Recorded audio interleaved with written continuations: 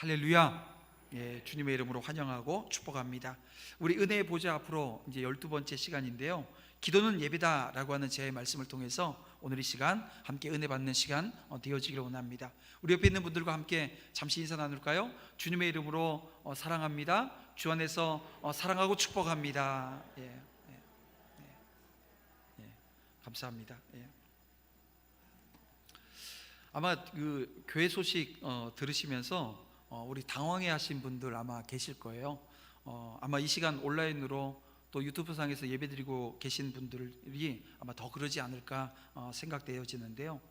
당회는 7월 첫째 주일부터 영상 예배를 중단하기로 했습니다. 그리고 오늘부터 성도들에게 이 사실을 알려드리고 준비할 수 있도록 했는데요. 그렇다고 전면 중단되어지느냐? 그건 아닙니다. 일부 공개라고 하는 또 영역이 있습니다. 어떤 경우냐면 해외를 나가신다거나 또 지방에 또 일이 있어서 출타하시는 분들이나 또 지금 건강상의 이유로 지금 예배 드리러 교회 출석하지 못하시는 분 등등 개인적인 사정에 따라서 영상 예배를 계속 드려야 되는 분들에게는 이 영상 예배 서비스는 계속 되어질 겁니다. 그러나 그 경우가 아니라고 한다면 우리는 예배 자리로, 이렇게 현장에서 예배드리는 이 예배 자리로 나가야 합니다. 정부는 모든 예배에 대해서 그간 취했던 모든 것이 이제 풀었습니다. 이제 우리는 예배당에 나와서 함께 예배해야 합니다. 만약 출타 중에 있어도요, 주변에 교회가 있으면 그 교회를 찾아가서 예배를 드리는 것이 맞습니다. 그래서 오늘 시간에도 지금 이 예배 자리에 지금 나오신 분들 아마 계실 거예요. 오늘 여러 가지 이유로 또 우리 도남동에 오셔서 지금 예배 드리시는 분들이 있습니다. 일부 예배 때도 있었고요. 지금 이 예배 시간에도 있는 줄 압니다. 여러분, 영상 예배는 보조적 수단으로서 그 예배 역할을 이제 다 했다고 당회는 판단을 했습니다. 이제 교회에서 공동체로 함께 모여서 예배하고 또 함께 모여 교제하면서 오늘 우리의 믿음이, 우리의 신앙이 한 단계 성장하는 그런 단계로 나아가는 우리 되어져야 된다는 것입니다.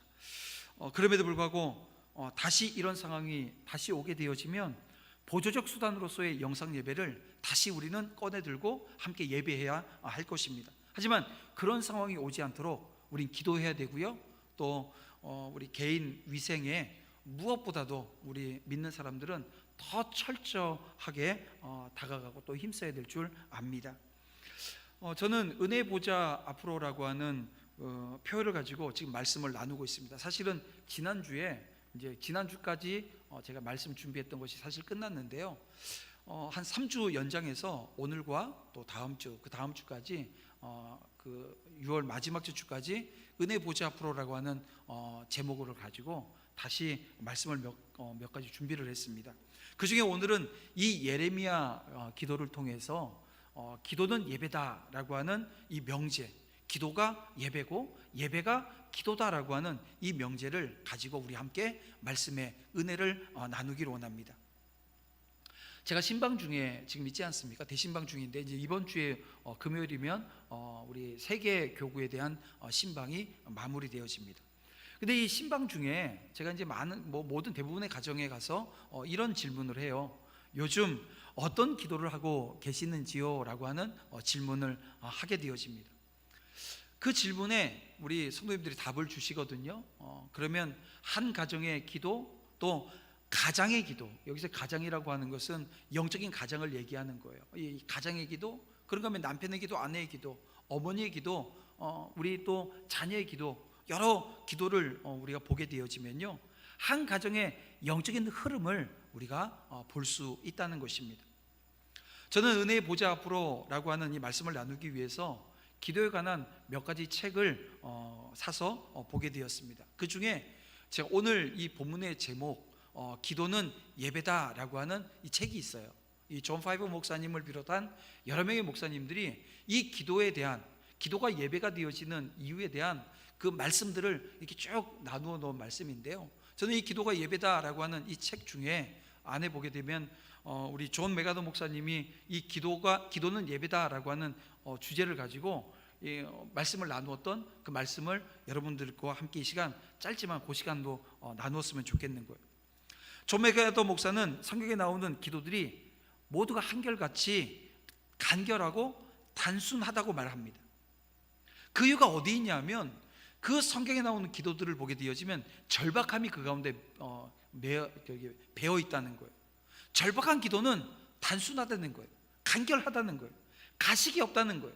그러면서도 진지하다는 것입니다. 여러분, 우리도 그렇지 않습니까? 말에 군더더기가 많고 수다스럽게 되어지면 진지하게 보지를 않습니다. 기도의 경우는 더욱더 그러하다는 거예요. 그래서 이 존 맥아더 목사가 이 몇 가지 성경의 구절을 예를 들면서 이 기도에 대해서 얘기를 해요. 누가복음 18장 13절 말씀을 보게 되어지면 세리가 기도하는 그 기도의 내용이 나오는데요, 세리는 이렇게 기도합니다. 하나님이여, 불쌍히 여기소서, 나는 죄인이로소이다. 이렇게 기도를 해요. 또 예수님 우편에 있었던 이 십자가상의 이 강도는 누가복음 23장 42절 말씀에 보게 되어지면 이렇게 기도합니다. 예수여, 당신의 나라에 임하실 때에 나를 기억하소서. 그런가 하면 무리를 걷다가 빠져들어가고 있는 이 베드로가 예수님을 향해서 어떤 기도를 합니까? 마가복음 14장 30절인데요, 주여, 나를 구원하소서. 이렇게 이 존 맥아더 목사는 기도는 예배다라고 하는 이 명제를 설명하기 위해서 성경에 나온 그 기도들을 예로 들어요. 짧고 간결하며 진지하고 명확하다는 거예요. 그러면 여러분, 성경에 이런 짧은 기도만 있을까요? 그렇지 않죠. 여러분, 성경을 읽어보면 가장 큰 그 장이 하나 있습니다. 어디죠? 시편 119편이에요. 우리 성경 필사하는데 8장씩 받고 쓰는데 119편 받은 사람은 뒷목 잡죠. 왜 나에게 이런 시련과 고난을 주는지. 다른 사람 다 8장을 쓰면 그 시편 한 119편 넘어가면 또 짧은 데가 있어요. 한 8장 이렇게 만나면 그렇게 기쁘고 감사하고. 근데 19편 만나면 그래요. 근데 성경을 보면 이렇게 긴 기도가 또 나오기도 합니다. 그런데 여러분 보세요.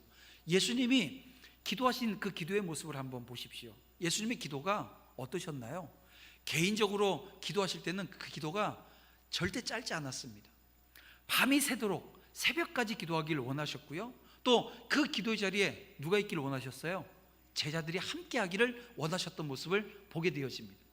그럼에도 불구하고 예수님이 이 대중 앞에, 많은 사람들 앞에 기도하고 간구하는 그 모습을 보게 되어지면 그랬다는 거예요. 명확하고 간결한 말, 그리고 힘있는 기도의 자리에 서 계셨던 것을 우리는 보게 되어집니다. 그래서일까요? 제자들이 예수님에게, 예수님, 어떻게 기도해야 돼요? 기도 좀 가르쳐 주세요. 그럴 때 예수님께서 기도에 대해서 가르쳐 주십니다. 마태복음에도 나오고 누가복음에도 나오는데요, 저는 이 시간 오늘 여러분과 이 누가복음에 있는 그 예수님의 기도에 대한 가르침을 우리가 보기를 원합니다. 누가복음 11장 2절부터 4절까지 있는 기도문입니다. 여러분들 함께 우리 다 같이 한번 읽어볼까요? 다 같이 읽겠습니다. 너희는 기도할 때에 이렇게 하라. 하나님 아버지여, 이름이 거룩히 여김을 받으시오며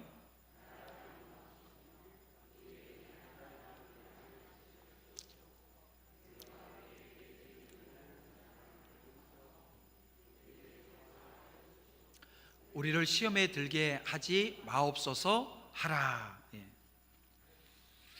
예수님께서 오늘 우리에게 가르쳐 주신 기도를 한번 보세요. 이 기도를 보면 좀 전에 말씀드렸던 그 내용 그대로입니다. 간결해요. 꾸밈이 없다라고 하는 것이 이 기도가 가지고 있는 특징입니다. 공허한 반복이나 불필요한 말 또는 형식적이고 의례적인 요소가 눈에 띄지 않습니다. 그래서 이 기도문을 좀 더 살펴보게 되어지면 우리 오늘 기도는 예배다, 예배는 기도다, 어떻게 보면 지금 이 명제에 우리가 좀 더 다가갈 수 있게 될 것 같습니다. 예수님은 아버지여라고 부르시고 이 두 종류의 기도를, 간구를 이 제자들에게 가르치셨습니다. 하나는 하나님과 관련되어진 것이고요, 하나는 인간과 관련되어진 것입니다. 이 하나님과 관련되어진 기도는 이것이죠. 당신의 이름이 거룩히 여김을 받으옵소서. 또 하나는 당신의 나라가 임하옵소서라고 하는 기도입니다. 그리고 인간과 관련되어진 간구는 세 가지입니다. 우리에게 날마다 일용할 양식을 주옵소서, 우리의 죄를 사해 주옵소서, 우리를 시험에 들게 하지 마옵소서. 이 세 가지 간구를 하는 것을 가르치십니다. 근데 여러분, 당신의 이름이 거룩히 여김을 받으시길 원하는 기도가 가진 의미가 뭐냐라고 하는 거예요. 기도의 대상이신 하나님께서 이 존경을 받으셔야 한다라고 하는 당위성을 드러낸 것인데요, 결국 하나님의 이름이 인간들에 의해서 거룩해지기를 하나님께 간구하는 것입니다. 하나님을 경외하고 예배할 상황을 만들어 달라고 간구하는 거예요. 또 나라가 임하여 달라고 간구하는 것은 어떤 것입니까? 하나님께서 직접 왕이 되시고, 하나님의 나라가 임한다라고 하는 것은 하나님이 직접 오늘 우리의 왕이 되시고 사단의 통치를 종직시키시고 당신이 직접 다스리시는 종말의 때가 속히 오기를 갈망하는 간구 아닙니까? 그래서 이 기도에는 여러분 찬양의 요소가 담겨져 있는 거예요.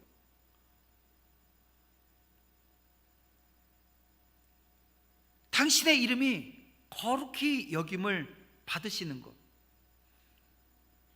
하나님을 경외하고 예배할 상황을 만들어 달라고 간구하는 이 간구는 하나님을 찬양하는 것이 되어집니다.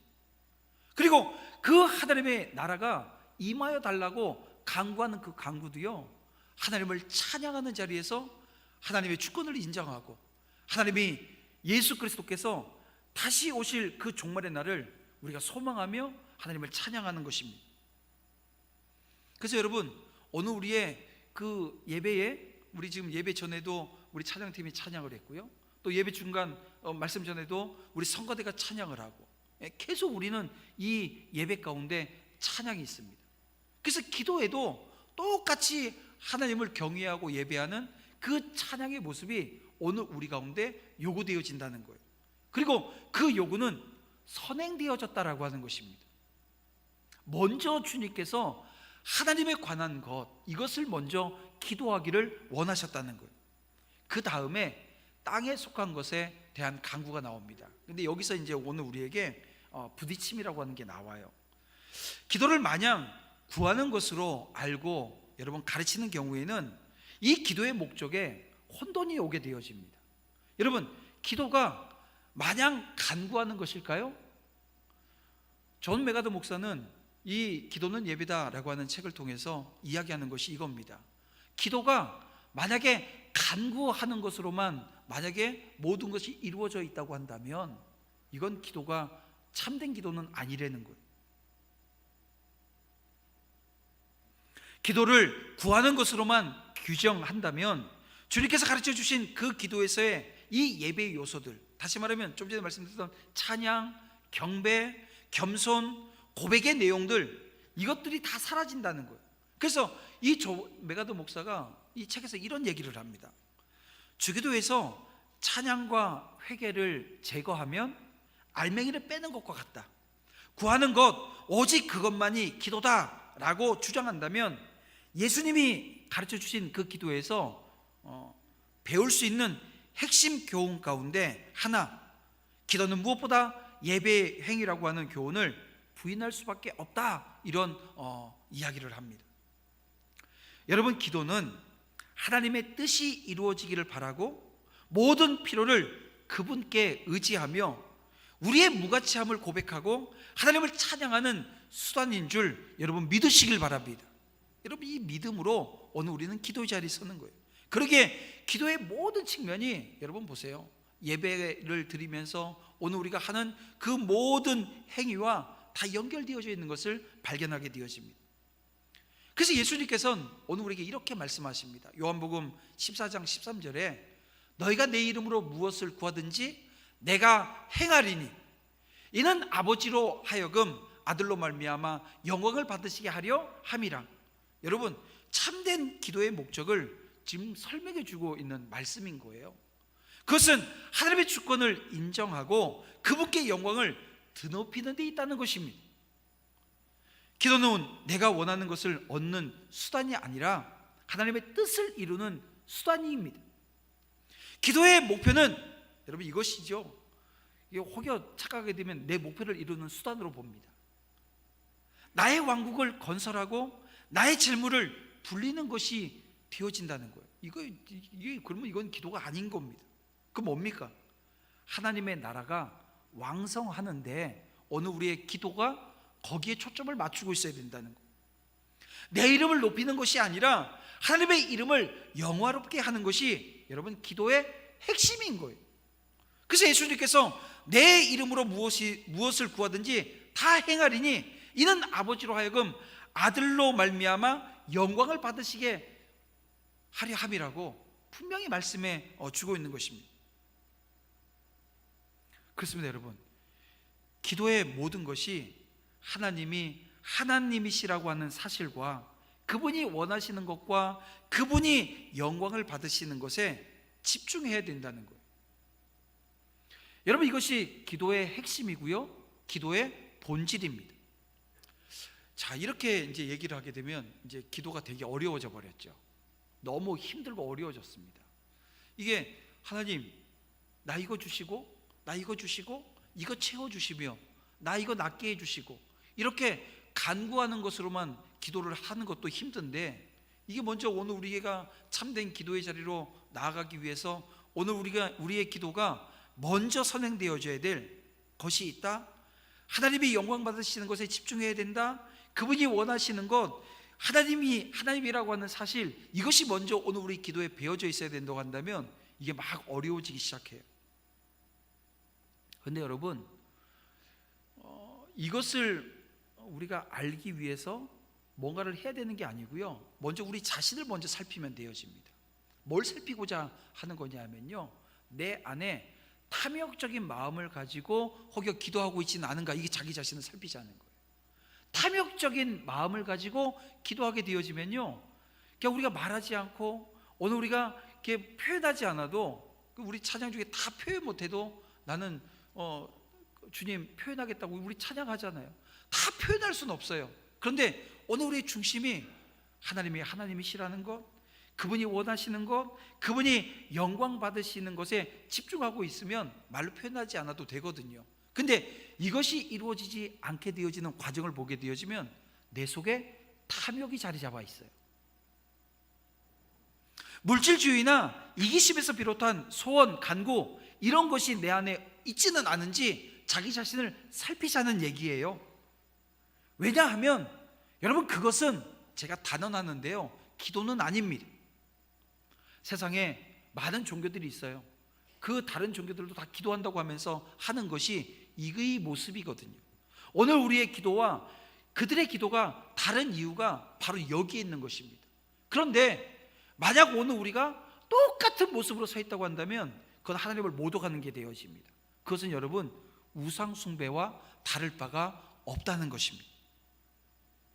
저는 이제 극도의 어려움 속에서 하나님께 기도했던, 그러니까 여러분, 오늘 이 시간 예배드리러 나온 여러분들 삶의 자리에 여러분 시련이 있고 아픔이 있고 어떻게 표현하지 못할 그런 어려움들이 있어요. 그럼에도 불구하고 제가 말씀드린 건 그걸 해결하기 위해서 이 자리에 나오신 분들도 계실 텐데요, 그 중심이 어떠하냐라고 하는 거예요. 여러분, 오늘 본문에 우리가 읽었던 이 예레미야가, 여러분 만약 여러분들이 극도의 불안과 두려움과 삶의 그 지경이 흔들리는 가운데 지금 이 예배 자리에 나오셨다고 한다면, 여러분, 그리고 그 자리에서 하나님을 기도하는, 하나님 앞에 기도하는 은혜 보좌 앞으로 나아가신다고 한다면, 여러분 이 예레미야의 모습과 예레미야의 기도를 여러분 한번 들여다보시길 바랍니다. 지금 예레미야는 감옥에 갇힌 상태입니다. 그가 유다 백성들에게 이 말씀을 전했지만 그들이 들으려고 하지 않아요. 이 예레미야의 입을 막겠다고 그를 지금 시위대 감옥에 가두었습니다. 그런데 이 절망적인 상황 가운데서 하나님께서는 이 예레미야에게 숙부의 아들 하나멜에게 밭을 사려는 거예요. 여러분, 예레미야는 나라가 망한다라고 하는 것을 지금 예언한 사람입니다.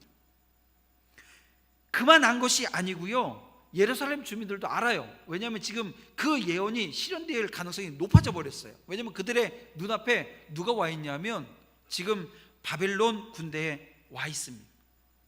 지금 이 상황이면 어떻게 되냐면요, 집 팔고 땅 팔고, 그래서 현금을 확보하고 그거 가지고 뭐 해야 돼요? 금을 사야 돼요. 달러를 사야 되고요, 이 가치 있는 것에 투자를 해야 됩니다. 그런데 여러분, 지금 이 상황이 손절각이라는 거예요. 여러분, 손절이라고 하는 거 들어보셨죠? 이 주식 하시는 분들은 아실 거예요. 이 주식 투자를 했는데요, 이게 뭐 계속 하락장이에요. 근데 더 이상 뭐 이게 손해를 봤어요, 하락을. 왜냐면 제가 10,000원 주고 샀는데 막 9,000원, 8,500원, 8,000원 막 떨어져요. 근데 그때 어떻게 해요? 손절해야 되는 거예요. 시장에 내서 팔아야 돼요. 더 이상 손해보지 않고 파는 걸 손절이라고 합니다. 이 손절각은요, 손절하는 타이밍을 얘기하는 거예요. 지금 여러분, 이 예레미야를 비롯한 지금 예루살렘 살고 있는 이 모든 사람들이요, 손절각입니다. 그런데 그래야 지금 손해를 덜 보게 되어지는데요, 이때 하나님께서 뭐라고 말씀하세요? 아니, 팔고 지금 자산 확보해야 되는데 지금 가진 거 갖고 사려는 거예요. 그러나 하나님은 보이는 대로 행동하지 말라고 지금 예레미야에게 말씀하고 있는 거거든요. 보이는 대로 지금 행동하지 말라는 거예요. 곧 망할 성의 땅을 구입하는 것이 얼마나 어리석은지 누가 봐도 다 알 수 있어요. 하지만 예레미야는 이 하나님의 말씀에 순종합니다. 그런 상황에서 예레미야의 심장이 얼마나 슬펐을까 미루어 짐작이 가능합니다. 그래서 오늘 본문 17절에도 슬프도소이다, 자기의 슬픈 마음을 그대로 표현을 합니다. 그의 사역에 아무런 성과가 없어 보이는 그 순간에 예레미야가 하는 게 무엇입니까? 기도입니다. 그리고 그 기도가 오늘 본문이에요. 여러분, 그는 창조주 하나님의 권능을 노래함으로써 이 슬픔을 극복하려고 했어요. 예레미야는 하나님은 창조주이시며 전능하시며 인간의 죄악을 반드시 보응하신다라고 하는 것을 지금 노래하고 있습니다. 그럼으로써 예루살렘이 파괴되어지는 것은 이스라엘의 죄악을 하나님이 보응하시는 결과라고 하는 것을 지금 인정하는 거예요.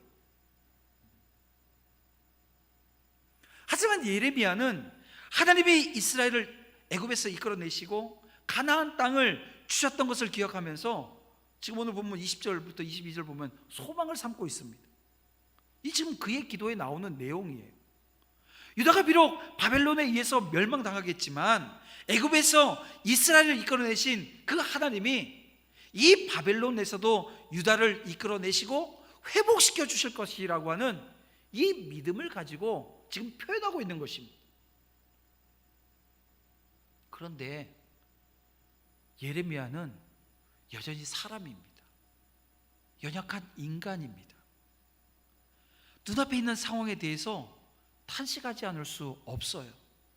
하나님이 땅을 사고 증인을 세우라고 해서 순종하기는 했지만 그것이 곧 망할 성읍의 땅을 사는 어리석은 행위로 여길 수밖에 없는 그 현실적인 한스러움이 지금 이 예레미야에게 남아있는 거예요. 여러분, 예루살렘은 함락이 불가피한 상황에 놓여 있는데요, 그리고 하나님께서는 이미 예루살렘이 함락되어질, 이게 멸망되어질 것에 대해서 말씀하셨어요. 그러면서 한편으로는 이 선민의 회복의 표징으로 선민이 다시 회복되어질 거라는 거예요. 그러니까 이 표징으로 너 가서 땅 사 해서 지금 땅을 샀다는 거예요. 그런데 지금 예레미야 입장에서 보게 되어지면 이해됩니까? 이해되는 것 같으면서도 이해되지 않는 아주 미묘함이 지금 예레미야에게 있는 거예요.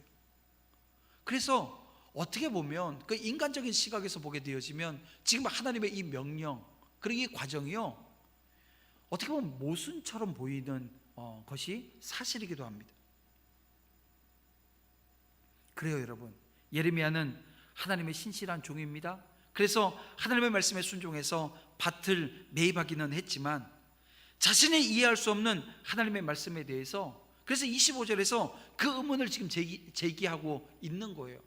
그리고 하나님께서는 그 의문을 제기하는 이 예레미야의 기도에 26절부터 이제 거기에 대한 답을 주십니다. 왜 밭을 사게 했는가 의도를 설명해 주셔요.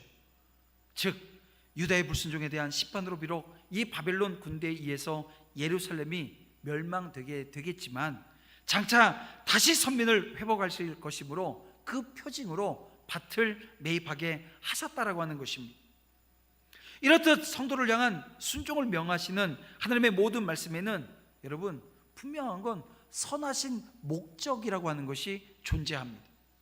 비록 우리가 하나님의 말씀을 다 이해할 수 없어요. 납득할 수도 없습니다. 하지만 하나님의 말씀은 선이라고 하는 것을 알고요, 그 하나님이 선을 지향하시는 그 과정에 서 계신다라고 하는 것을 알기에 저와 여러분이 선택하고 서야 되는 그 자리는요, 순종의 자리인 것입니다. 하나님의 말씀이 오늘 우리의 이성을 초월해서 이해하기 어렵고 도무지 납득하기 어려운 일을 할지라도 이 예레미야가 그러했던 것처럼 오늘 우리는 순종해야 한다는 것입니다. 사랑하는 성도 여러분, 하나님께서는 오늘 우리의 이성을 초월해 계시는 분이셔요. 그분의 뜻하심과 일하심도 우리의 이성을 초월하십니다. 그래서 우리는 그분의 존재나 그분의 생각, 그분의 일하심, 그분의 일하시는 그 방식, 이 모두를 다 이해할 수는 없습니다. 다만 오늘 우리는 그 하나님이 선하신 분이라는 것, 우리를 향한 생각과 우리에게 주시는 모든 명령이 선하고 은혜롭고 아름다운 것이고, 그것이 겉으로 볼 때 혹여 납득이 되지 않는다 할지라도 분명 우리에게 복 주시는 것이기 때문에 오늘 우리는 순종해야 한다는 것입니다. 순종해야 된다는 것, 일단 순종해야 된다는 것, 이것이 지금 오늘 우리가 이 본문에 나와 있는 이 예레미야 기도와 그리고 그 기도가 예배가 되어지는 이 과정 중에 오늘 우리가 헤아리게 되어지는 하나님의 음성인 것입니다. 사랑하는 성도 여러분, 예레미야의 기도에는 민족을 위한 희망은 좌절되고 온 백성에게 버림당해 이 가슴이 저미는 이 슬픔과 외로움 속에서 이 고통스러워했던 큰 고뇌에 휩싸인 한 인간의 그 연약한 그 모습을 고스란히 우리는 보고 있습니다. 왜냐하면 이 예레미야가 그렇게 드러내고 있거든요. 그런데 지금 그러면서도 지금 이 예레미야의 기도의 면면을 보게 되어지면 무엇을 우리가 읽어낼 수 있느냐? 바로 그의 마음에 하나님의 영광과 위엄과 이름과 영예와 그 사역을 찬양하는데 집중하고 있더라는 것입니다. 자신의 고통에만 몰두하지 않습니다. 힘든 상황에서 벗어나는 것에 집착하지도 않아요. 그러면 무엇입니까? 그는 그 고난 속에서 하나님을 예배하더라는 거예요. 여러분, 이 시간 고난이 정말 힘들고 어려운 그 삶의 모습들, 이게 누구에게 이야기하지 못하고 표현하지 못하는 그런 어려움들이 있음에도 불구하고 이 자리에 지금 예배하러 나오신 분들 계시는 줄 압니다. 그래서 여러분, 이 예배는 기도가 되어져야 되고요, 기도는 예배가 되어져야 되는 것입니다. 하나님이 무조건 우리를 지켜주시고 우리에게 평안을 주시고 형통케 하신다는 것, 여러분 이거 잘못 이야기하고 받아들이게 되어지면 이게 다 거짓말이 되어져요. 힘들고 어려운 상황이 오늘 우리 가운데 옵니다. 그러나 그 순간 하나님께 순종함으로 하나님이 주시는 소망과 평안을 오늘 우리는 얻게 되어집니다. 회개하고 주님께 돌아올 때 힘들더라도 순종할 때 하나님은 우리에게 평안과 기쁨을 주십니다. 여러분, 이것을 믿으시길 바랍니다. 이 시간 우리가 고난 중에서 이 기도의 자리에서 하나님을 예배하는 예배자 되기를 주님의 이름으로 축복함을 드립니다.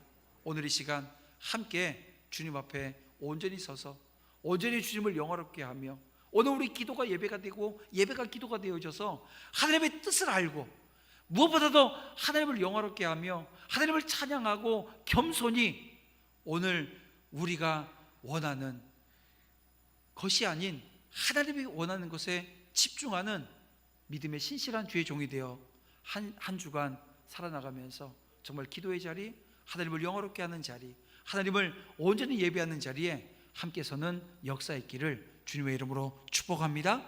우리 시간 함께 나의 반석이신 하나님 찬양하면서 또 우리 함께 주신 말씀 붙들고 기도의 자리로 함께 나아가도록 하겠습니다.